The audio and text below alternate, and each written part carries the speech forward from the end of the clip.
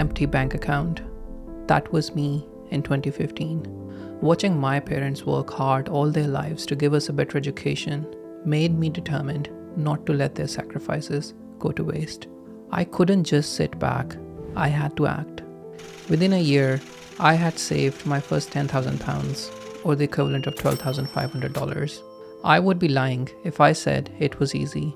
As Whittle Sasson said, the only place where success comes before work is in the dictionary. The internet is filled with videos on budgeting and tracking costs, so I won't be repeating the usual advice. Today, I want to share with you the exact 4 strategies that I used to hit 10K. I have refined them over the years and used them to save 10K multiple times over. If you're meeting for the first time, welcome. I am Mason, an accountant with over 12 years of experience, currently working in finance at a Fortune 50 big tech company in London. First, I want to talk about why 99% of people fall behind in meeting their goals. In the 1980s, the ozone layer began to deplete due to harmful materials used in appliances. 197 countries signed the Montreal Agreement, which resulted in a 99% decrease in the ozone pollutants by the year 2021, with an expected full ozone recovery by 2040. Here is the catch. The Montreal Agreement was a great idea, but if it was not implemented, today we would be living in a very different and dangerous world. Having an idea or goal, in this case saving 10K, is just a goal.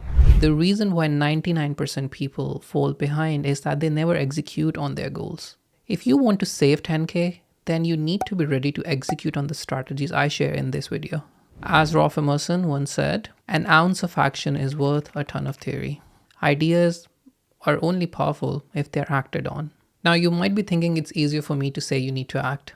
So I'm going to give you a very powerful tool which will enable you to act, and is the first strategy I use to make sure I execute on my saving goals. Have you ever noticed that you take days or weeks to complete a project and suddenly under a tight deadline, you manage to do the same work in a couple of hours? That's not coincidence. It's the temporal motivation theory in action. The theory suggests that people are motivated to complete tasks when they perceive that time is running out. A sense of urgency creates a sense of scarcity of time, which in turn boosts motivation and effort to get the job done before time runs out. High achievers know that shorter planning periods bring greater urgency and focus. They use it to their advantage, and that's exactly what I want you to try. To save 10K in a year, you need to save $833 a month, $2,740 a day, or $2,500 every 3 months. Break down the 10K goal into 4 milestones of $2,500 each. Every 3 months or 90 days, you need to save $2,500. We will call this the 90-day rule. With the 90-day rule, you don't have time to waste. Every day counts. Speaking of not wasting time, a media company discovered that simply by swapping "try now" for "get started now" increased their click-through rate by a whopping 52%. The effort to make this change was minimal, but the benefit was huge. Often this is also the case with our finances. We fall into the trap of seeking the next big idea to make or save money, but overlook small, easy changes that can increase your savings. In your first 90 days, ask yourself, what are your top 10 expenses? If you don't know the answer, then that's your first step.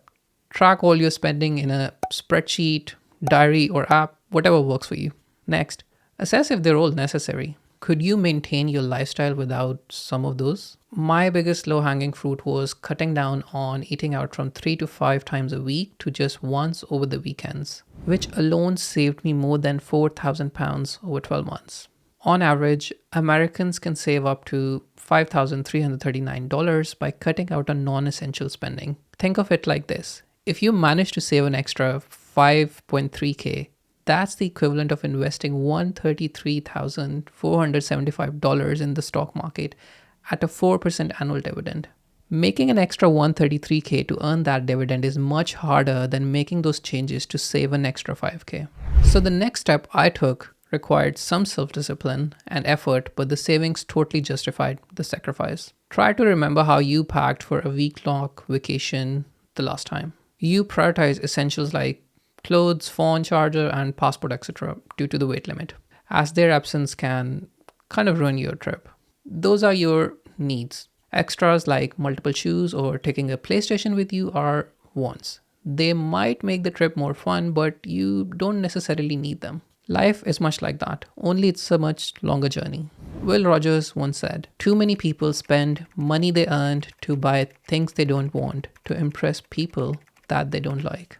I've been there, spending too much on wants. It took a lot of thinking and discipline to sort of cut back on my spending. Now, whenever I am making a big purchase, I use what I call the need framework. First, N, is it necessary?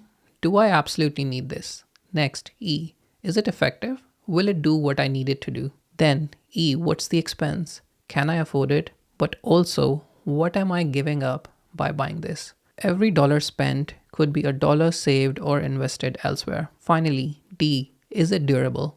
Will it last or will it be junk in a few months?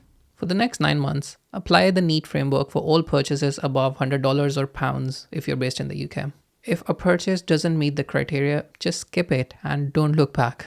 No, time to move on. Now, the final strategy I used was the hardest but returned the highest increase in my savings. A few years ago, a friend of mine who worked in finance got tired of the 9 to 5 and quit his stable day job to start subcontracting. Subcontracting means you run your own business and provide services to other businesses.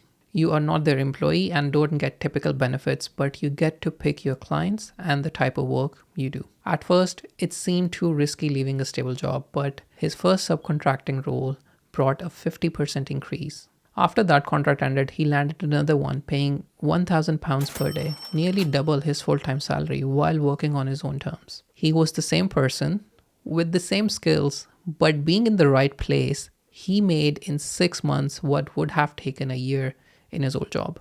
Did you know that 54% of Google's employees are actually freelancers and independent contractors? The point is, companies will happily pay a premium for your skills when you're in the right environment. It's not about being more skilled or working harder or long hours or getting a new degree. It's about placing yourself where your current skills are in high demand and paid well. And that's the fourth strategy I used by moving to the UK in 2015, where my accountancy qualification and 3.5 years experience at EY, a top 4 global firm, was more valued and well paid. I have since switched job once, almost doubling my income when I moved. As Steve Jobs famously said, "The only way to do great work is to love what you do. If you haven't found it yet, keep looking, don't settle." Now, there is another thing which can eat into your savings pretty quickly, and you should avoid it at all costs. Watch this video where I discuss the number one wealth killer no one talks about.